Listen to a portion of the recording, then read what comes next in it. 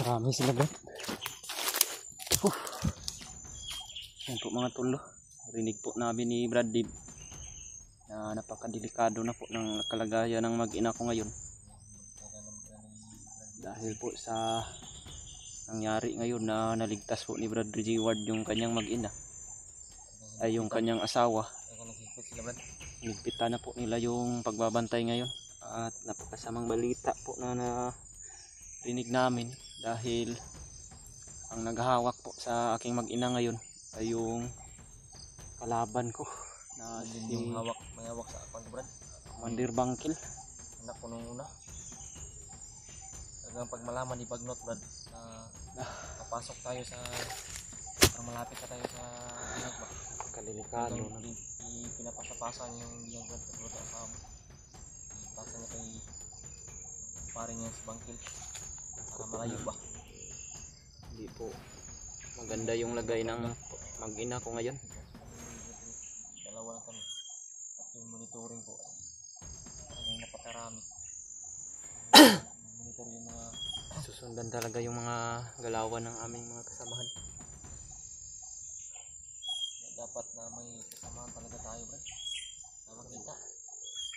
Na sundan na po namin yung mga bandido mga tol, at malapit na po kami sa aking mag-ina. Susugurin po namin ni Brad Dib, subukan po namin kung kakayanin namin. Makita pa namin, subukan namin. Dahil hindi na po ako mapakali ngayon mga tol, dahil si Commander Bangkil na po yung naghahawak. Kasi alam ko po kung ano yung mangyari. Kaya ako yung titingin sa sitwasyon, pwede namin atakihin o hindi pwede. Naiwan ko lang si Bangkil ano yung sitwasyon mo. Makita ba namin talaga yung asawa niya. Hindi ko pagbayaan si Bangkil, buhay niya rin yung delikado. Sira ulo kasi yung si Commander Bangkil Brad, pag kita mo natin yung asawa Brad, hawak niya Brad, huwag kang palas-palas na tignan mo natin yung sitwasyon ba.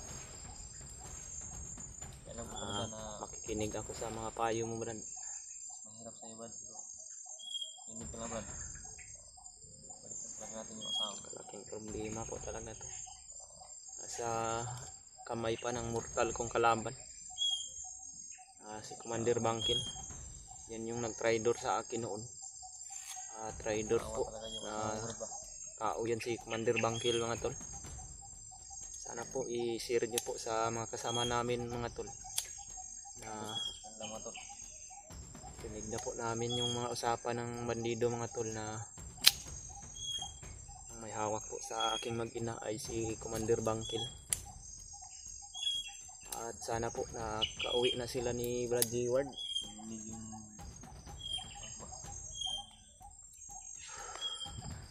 Hanapin namin ang mag-ina ko dito mga tol.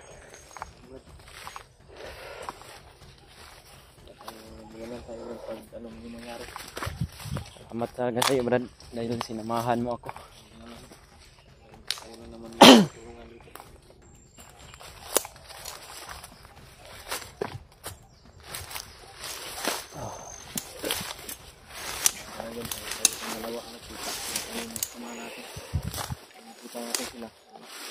Sigurado na kaya natin na iligtas yung Brad, ang mga bandido sa unahan Brad.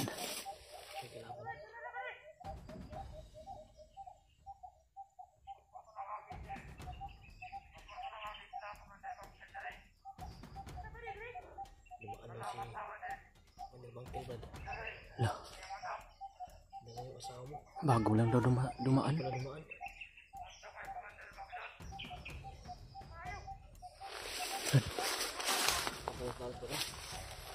Dito daw dumaan yung mag-ina ko Brad. Dinala daw ni Commander Bangkil Brad.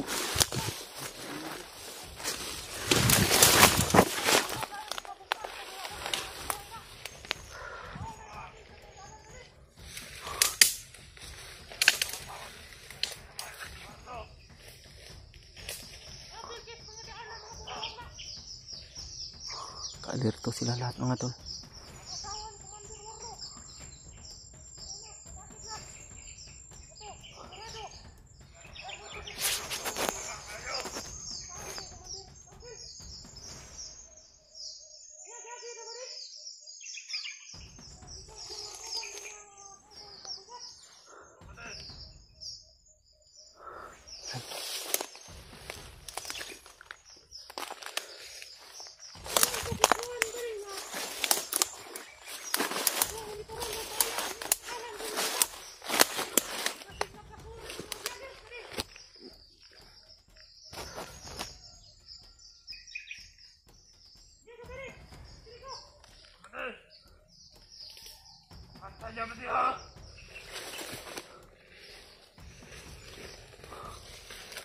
Marami pa sila doon sa unahan, Brad. Brad. Bawasan yung guys na Brad. Pwede mo tirahin yan Brad. Tirahin ko tong isang, Brad.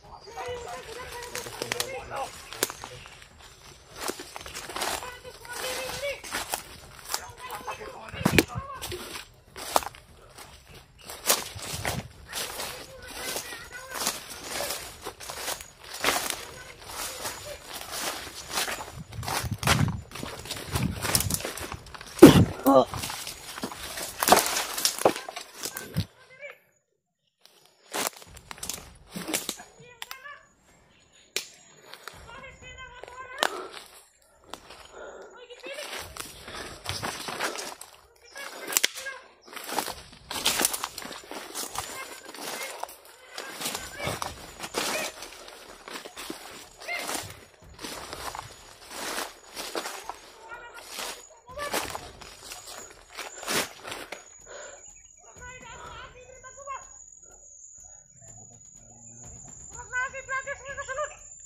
Matigas yan, patayin rin ba? Ha?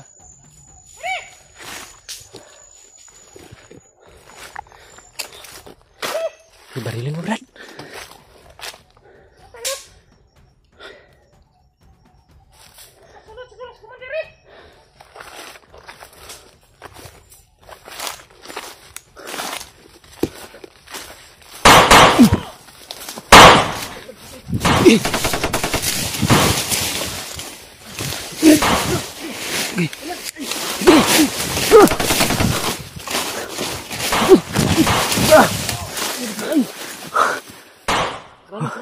Dami nila, Brad.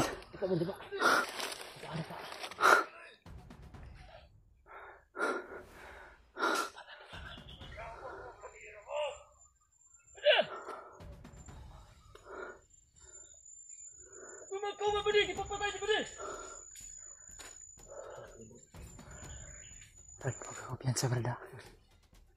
Inikutan tayo, Brad.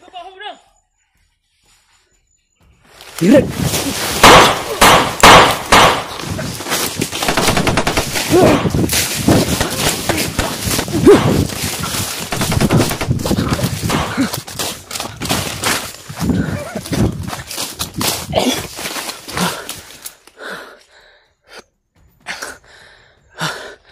Pakarami pala niya.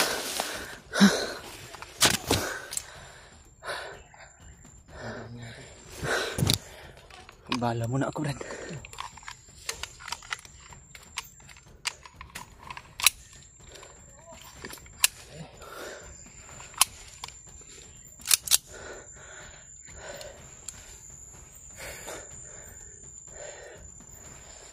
May parating dito, Brad.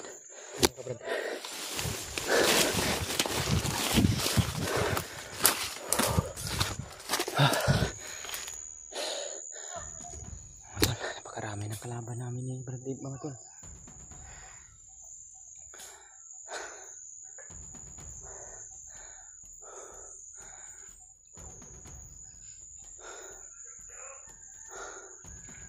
Nakapul kami. Naka-alerto silang lahat.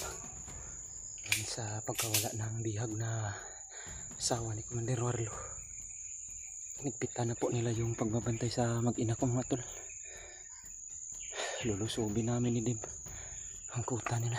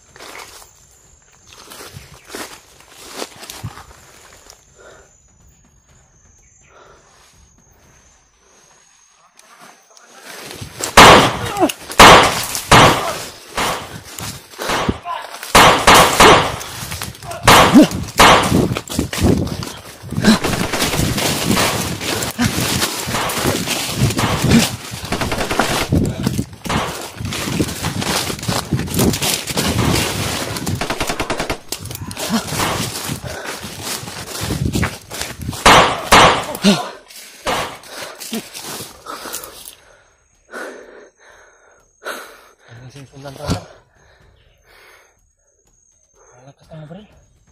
Mahaba yung dala ng isa. Mahaba rin.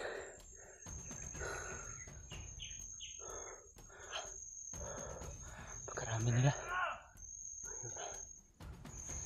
Nagsidatingan po yung mga kalaban. Yun. Mayroon din sila nila. Umikot sila rin. Mayroon din dito rin.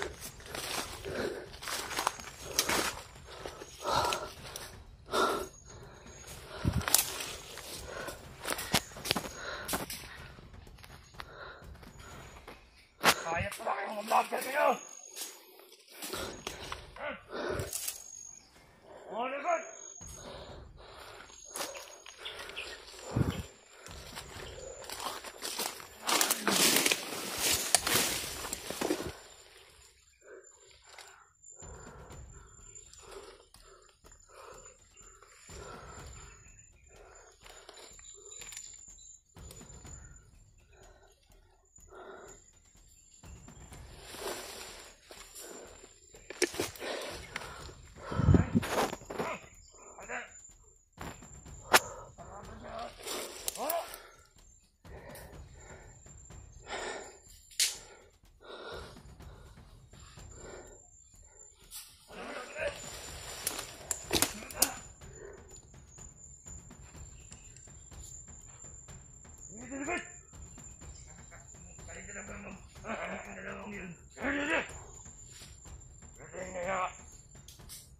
Apa na talaga nakapalayo pa, bre?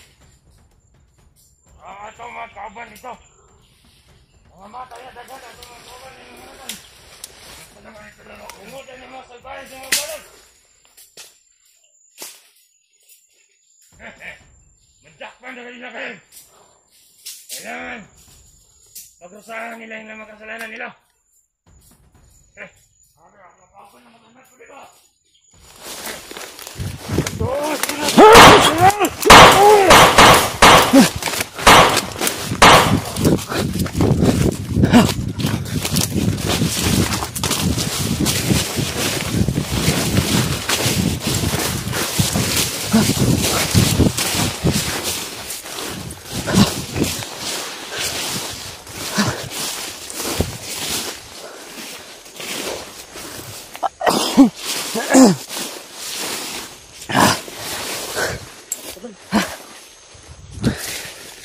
Parang masukal na ito dito. Di na siguro nila nasundan tayo dito.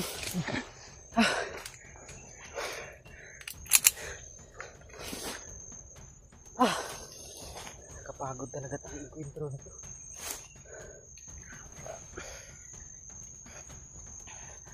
Mga tauhan yan ni Commander Bangkil, Brad. Yan siguro yung iniwan niya sa Sila yung iniwan dun.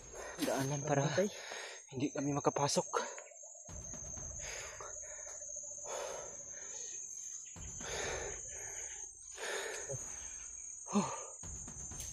Mayroon pang mga sigawan doon. Ang mga dumating. Ang mga dumating pa doon sa hindi tayo sundan ito.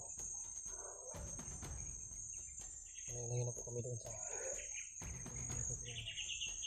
patuloy ko na naghanap yung mga Ayun, makita nila yung mga patang. Kaya hindi tayo lalabas dito. nahihirapan tayo kasi dalawang tayo lang. Karami talaga nila. Marami talagang alagad ng bangkit.